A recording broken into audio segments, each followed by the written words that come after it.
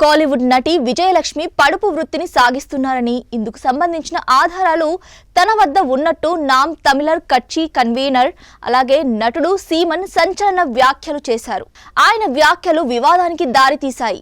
విజయలక్ష్మి ఇచ్చిన ఫిర్యాదు మేరకు ఇప్పటికే సీమన్ పై లైంగిక దాడి కేసు నడుస్తోంది. ఈ కేసుపై విచారణ జరిపిన పోలీసులు కోర్టులో ఛార్జ్షీట్ దాఖలు చేసేందుకు సిద్ధమవుతున్నారు. ఇదే సమయంలో ఈ కేసు నుంచి తన పేరును తప్పించాలని కోరుతూ సీమన్ సుప్రీంకోర్టులో దాఖలు చేసిన పిటిషన్ విచారణకు రానుంది. ఈ పరిస్థితుల్లో సీమన్ మరోమారు విజయలక్ష్మిపై విరుచుకుపడ్డారు. చెన్నై విమానాశ్రయంలో మీడియాతో మాట్లాడుతూ తమిళనాడులో రోజు లైంగిక దాడులు జరుగుతున్నాయని, ఈ కేసుల నమోదు లేని రోజంటూ లేదని అన్నారు. వీటి మీద దృష్టి పెట్టకుండా తనను అవమానపరచడమే లక్ష్యంగా పోలీసులు ముందుకెళ్తున్నారని మండిపడ్డారు. తన మీద ఫిర్యాదు చేసిన విజయలక్ష్మి పడుపు వృత్తిలో ఉన్నారని, ఇందుకు సంబంధించిన అన్ని ఆధారాలు తన వద్ద ఉన్నట్టు ఆరోపించారు.